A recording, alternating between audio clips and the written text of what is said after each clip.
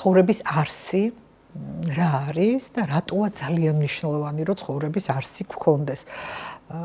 ჩემთვის ცხოვრების არსი ეს არის აი ეს მიზანი, რომლისთვისაც ღირს იცოცხლო, რომლისთვისაც ღირს იარსებო და საერთოდ რომელიც მთელ სიცოცხლეს აზრს აძლევს და აი ამისი ნათელი მაგალითია ავსტრიელი ფსიქოლოგი ვიქტორ ფრანკლი, მოგეხსენებათ, რომელიც მეორე მსოფლიო ომის დროს იყო საკონცენტრაციო ბანაკში, რომელმაც იქ არ შეწყვიტა მუშაობა და აგრძელებდა დაკვირვებას ადამიანებზე და აღმოაჩინა საოცარი რამ.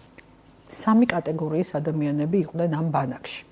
პირველი ეს იყვნენ ადამიანები, რომლებიც ფიქრობდნენ, რომ ეს ჯოჯოხეთი არასოდეს არ დამთავრდება და რამდენი ხანი გაგრძელდება, არავინ არ იცის. ეს ადამიანები იყვნენ ისინი, რომლებიც პირველები დანებდნენ და პირველები დაიხოცნენ. მეორე ეს იყვნენ ადამიანები, რომლებიც ფიქრობდნენ, რომ აი ხვალ მორჩება ეს ტანჯვა, აი ხვალ უკვე აღარ იქნება და ძალიან მალე ეს ყველაფერი დამთავრდება. ეს ადამიანებიც ვერ გამოვიდნენ ბანაკიდან ცოცხლები, ვერ დაბრუნდნენ.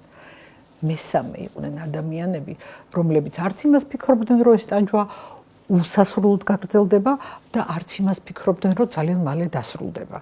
ესენი იყვნენ ადამიანები, რომლებიც ფიქრობდნენ იმაზე, რას გააკეთებდნენ, როდესაც აქედან გავიდოდნენ.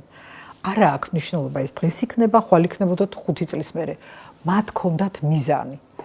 და ნახეთ ჩემს პრაქტიკაშიც ადამიანი, ადამიანს, რომელსაც ცხოვრების მიზანი უჩნდება, ის ადამიანი ბევრად ადვილად უმკლავდება ცხოვრებისეულ სიზნელებს და ძალიან საინტერესოა, ხშირად მომართავენ ადამიანები, რომლებსაც კანის პრობლემა აქვთ, რომლებსაც აქვთ ეგზემა, ფსორიაზი, მოგეხსენებათ ეს დაავადებები საკმაოდ რთულად ინკურნება, იმიტომ რომ ნახე და თან ეს ადამიანები ცოტა ისე არიან, თავს ვერ გრძნობენ კომფორტულად, იმიტომ რომ როდესაც გარეთ გამოდიან, არასასიამოვნო შესახედავია, კანი დაზიანებულია და გარეთ გამოსვლა უჭირდა ფაქტიურად, აი სოციალიზაცია მაქსიმალურად შემცირებული აქვთ.